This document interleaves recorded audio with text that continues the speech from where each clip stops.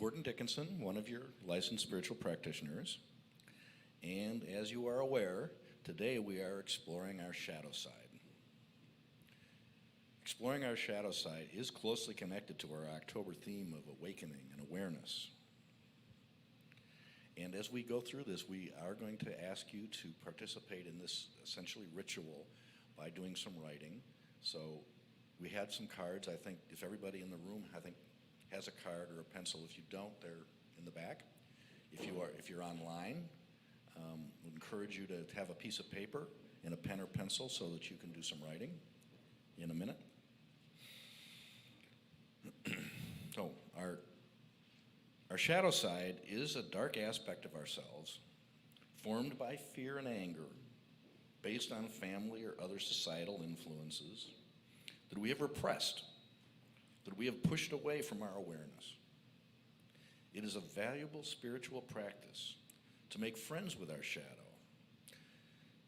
side, and to honor it and to thank it for the lessons it teaches us. That is our intention today, to make friends with our shadow, to honor the lessons it teaches us. So to begin, we invite you to write a word or a phrase on your card or piece of paper that identifies a shadow element in your life that you would like to embrace and release. As an example, this is simple because we're looking at just an element of your shadow that you recognize. And just as an easy example, and you're going to have more examples in a minute, but an easy example, for me, a major aspect of my shadow is just fear of rejection and judgment against me, which is what it is. I'm going to invite we're going to have two spiritual practitioners share with us today their own experiences with their shadow. And we will begin with Rob Wozniak, who is going to share his experience. Take this one. Hi, I'm Rob Wozniak, one of your licensed spiritual practitioners. And I was asked by Gordon and John to give a testimony on what my experience with shadow is, and I thought I'm going to just check the time real quick, make sure I don't speak forever, because you all want to get home, right, and watch football like me? No. So I was chosen, and I was like, well, the shadow, right? It's not true, because here we are in spiritual community. We're always professing, well, God is all there is. God is wholeness. God is freedom, and I am that. But I love this definition, those things we put outside of love, and oh boy, do I have some experience with that. And, what kept coming up for me as I thought about this topic, it was, the gift of spiritual community and practice. When I first was exposed to a Science of Mind community, I was told by a good friend that I knew before I found Science of Mind community, you need to stick around for as long as it takes for you to develop a practice. And I was like, develop a practice? What is that? And that's, for me, that is still very important for me to have a regular structure to my day, to my morning, to my evening, where I'm reflecting, where I'm praying, where I'm meditating, where I'm getting in touch with this power and presence that has the ability to, like we talk about, really change my heart, to call me to a higher purpose, to call me to my purpose and my reason for being here. And that has been a gift. I've been held in spiritual community. That's my experience. And, I've been brought to specific modalities of healing. And the first one was, Tiffany was up here this morning and she said, I want you to stand up and sing with me and shout it out and all this stuff. And I remember being very early in spiritual community, and, as I was accustomed to do at that time in my life, I would show up to service under the influence,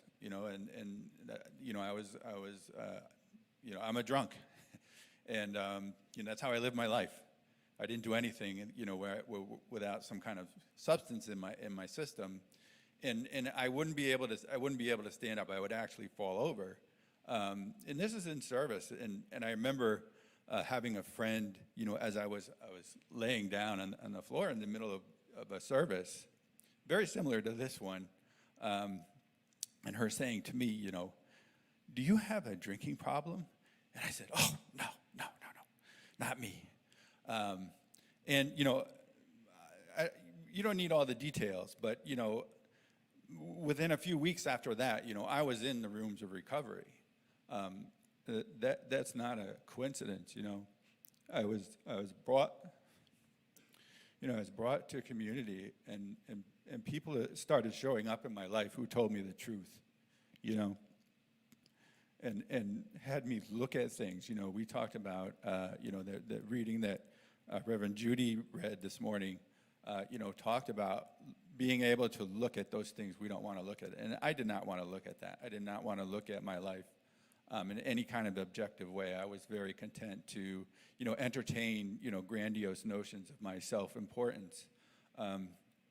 So I've developed these relationships, and more recently, as I've grown in spiritual community, there's this notion that occurred to me that we're brought to healing when we're ready for it.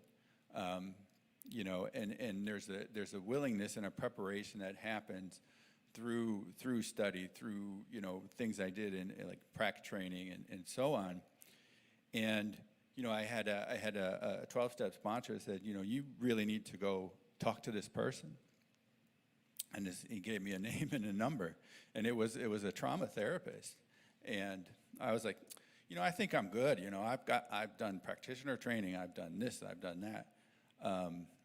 But I trust you so much that I'm willing to look at this. And I'm just an emotional person, and so I get emotional when I talk about these things. And the best way I can say what was the outcome of that, or what did that look like? This is what my therapist said to me. She said, I don't see why.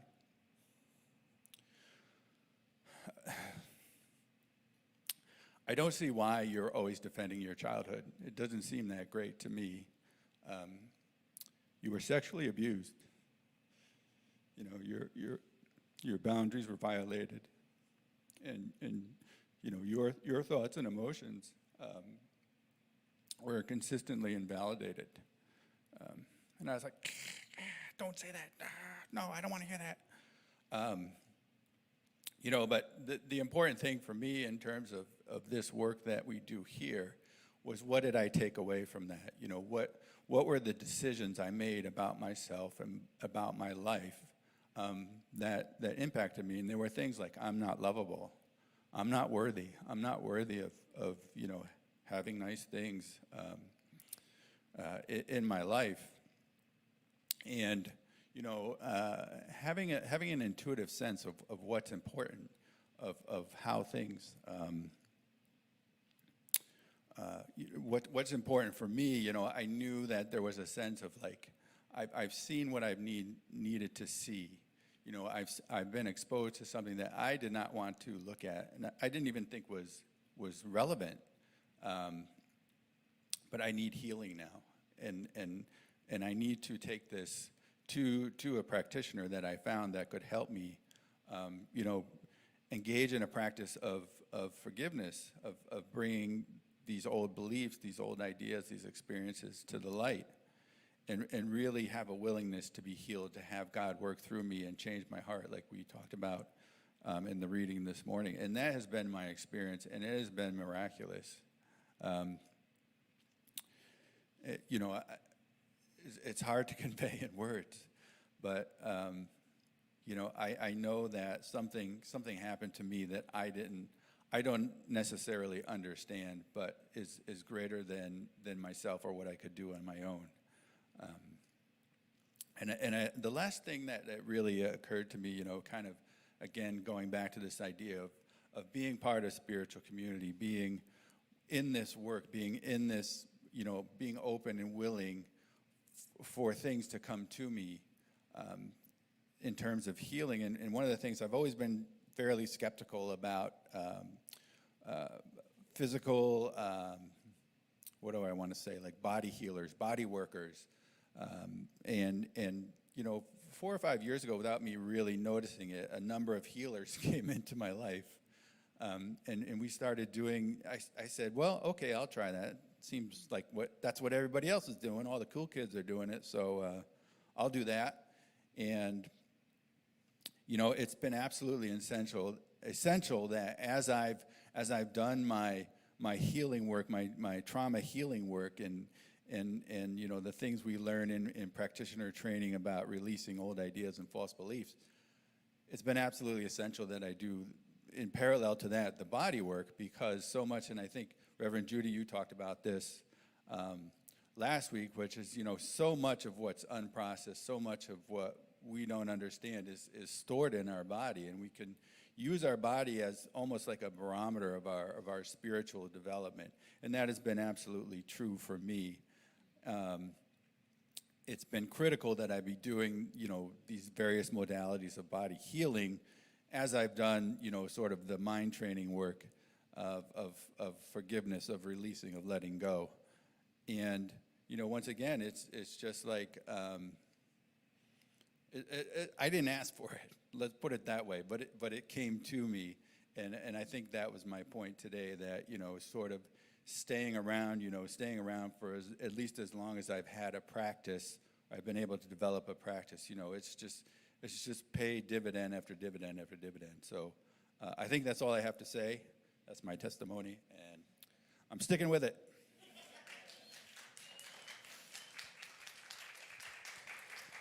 Thank you, Rob. I appreciate that.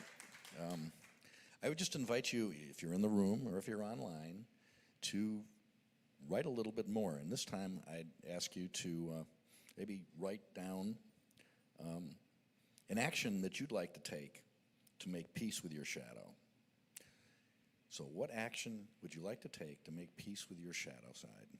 And you can write that down now. You can add it later. Anytime you can write more. So now I'm going to invite Connie Hudak to come up and share her experience and also another reading. Do you want this one? Sure.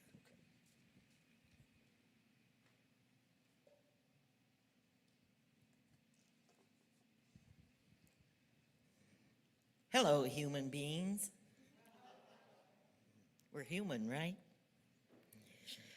We were born in this world as perfect beings, absolutely perfect. And yes, we're human. But really, we're spiritual beings having a human experience. Let's give ourselves a break here.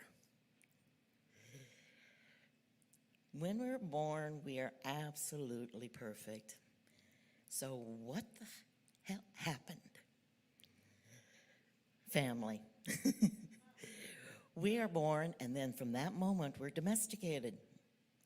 And in whatever family that we are born in, they have a set of values, okay? They start their domestication immediately. And they instill in us what is acceptable and unacceptable, what is right and what is wrong, how we should act, how we should think, what we should do, yada, yada, yada. And in this process, we experience highs and lows and love, trauma, events, and emotions. Some of those things stay in your conscious mind. They're right out there. And some of them go inside to your subconscious mind. And there's the rub. All of our experiences become a part of us. We don't actually separate it. It's all there. We think we do, but amazingly it comes out. We are light and shadow. Now, I'm a geek. Those of you who know me know I'm a geek, right? And the rest of you, I just told you. I like theater. I like art. I love cosplay. I love costumes. I love fantasy and sci-fi, Star Wars and Star Trek and Wizard of Oz.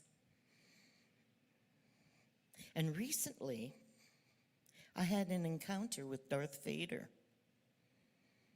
My daughter has a VR virtual reality. And then she has this Star Wars, and she goes, "Here, Mom, try it." So I'm a captain of a ship, and I get captured, kind of like being born.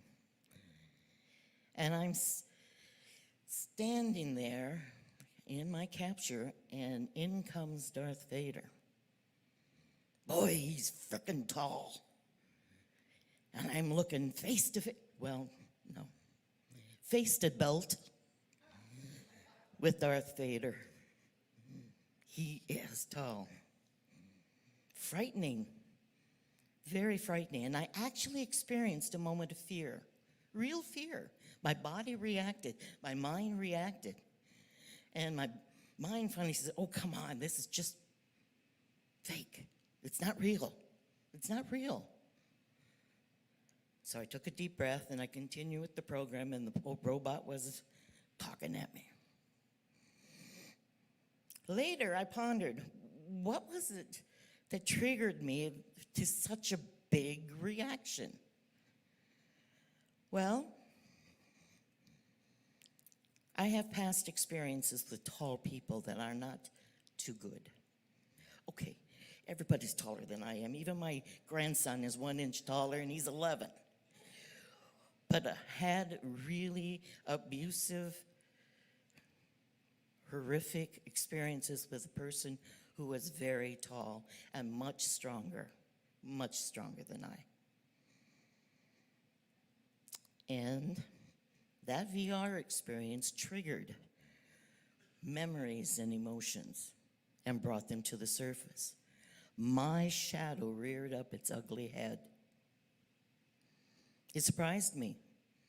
I've been working a long time on some of this stuff, but there it was. And it's just like Master Yoda says, fear is the path to the dark side. Fear leads to anger. Anger leads to hate. Hate leads us to suffering. Indeed, it does. Your shadow side is your suffering. Those things that make you suffer. Those things you're trying to hide from others. Even yourself, even myself, I was hiding things, and that was causing me suffering.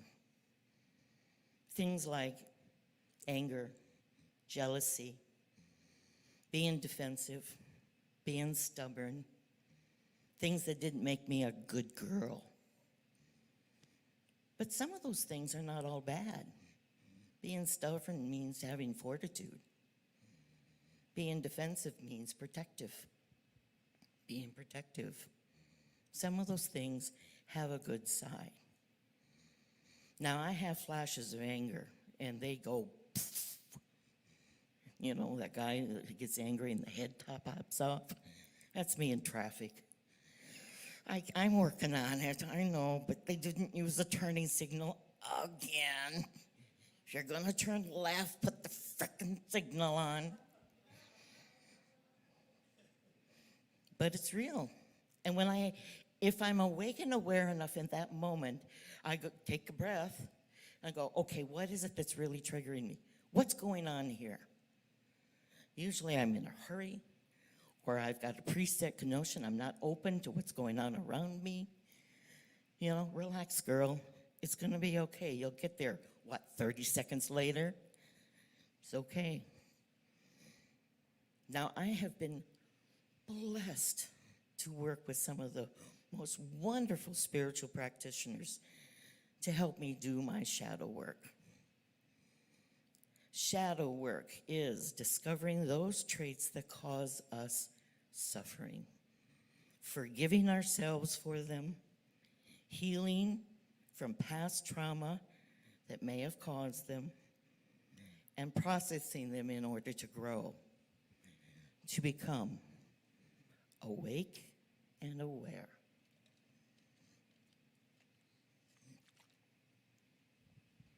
It can be really scary work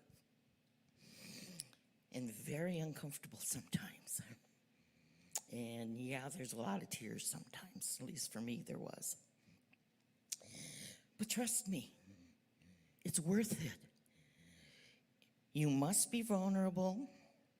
You must be super honest with yourself. Learn who you are as a person and work through all those less desirable attributes, accepting all sides of yourself, moving towards a happier life, a more accepting mindset. Your life will change for the better. Mine did, and I'm not exceptional. I'm just human. Now, we have wonderful spiritual practitioners who do practitioner sessions, helping and guiding people to do their shadow work. You will find them on the website. Humans aren't perfect. And if you would like to have a better, happier life, never stop learning, especially about yourself. Now, I would like to read a poem to you by Ernest Holmes. It's She Let Go. It's in your program. She let go. Without a thought or a word, she let go. She let go of fear. She let go of judgments. She let go of confluence of opinions swarming around her head. She let go of the committee of indecision within her. She let go of all the right reasons. Wholly and completely, without hesitation or worry, she let go. She didn't ask anyone for advice. She didn't read a book on how to let go. She didn't search the scriptures. She just let go.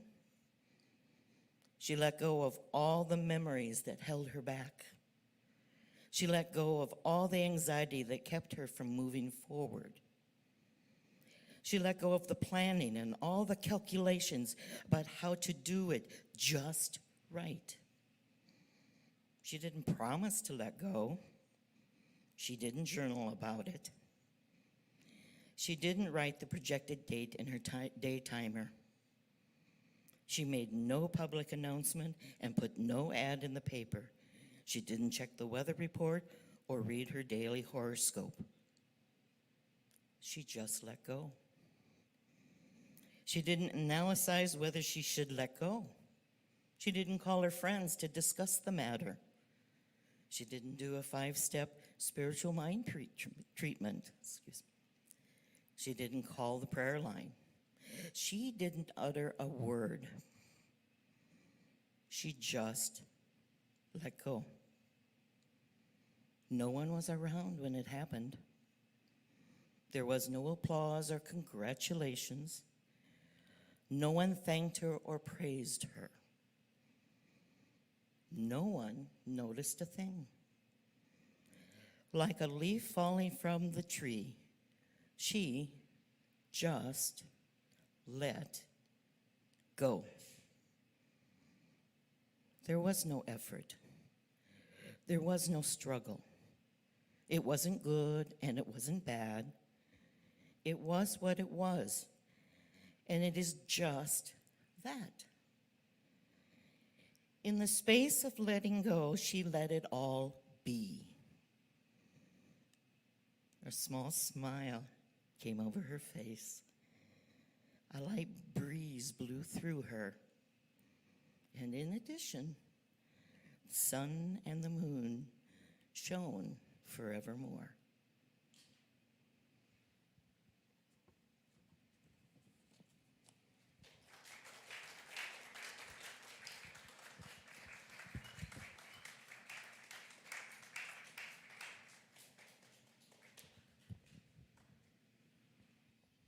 Hey, now we're going to take some time for prayer.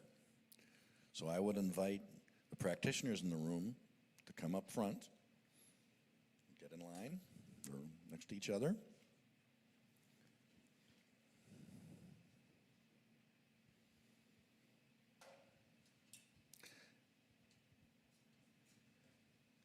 And I would invite those of you in the room who would like prayer to come up and do prayer with the practitioner of your choice. And those of you who are online who would like prayer, I invite you to go to the cityside.me website, and you can request a prayer on the website. So we'll take a few minutes. I would invite you to come up and have a prayer.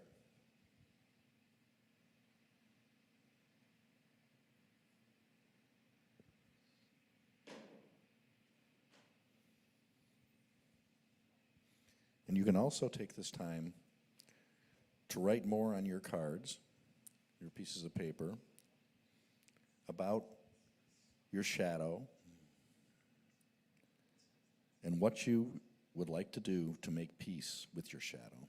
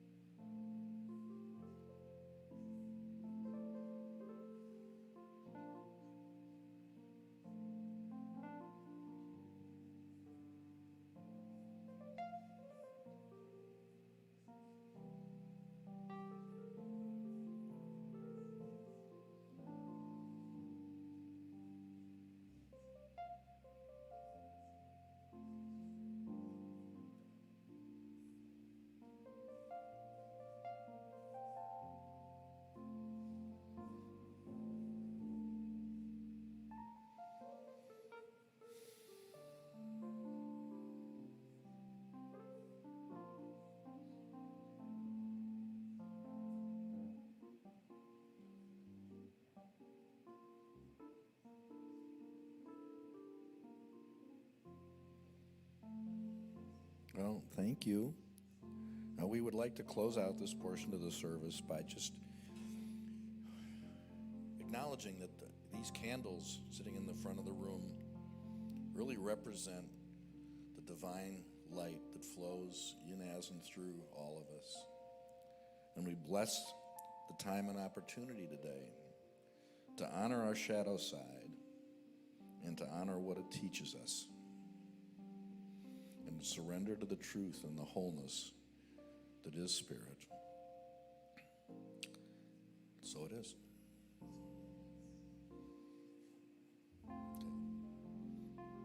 Oh, you're coming. Beautiful, beautiful. So our mission, is to create safe space. And how do we do that? We do that by saying yes and being vulnerable and being sharing. And we've done that today. So I just applaud all of you for being part of this. Thank you all so much.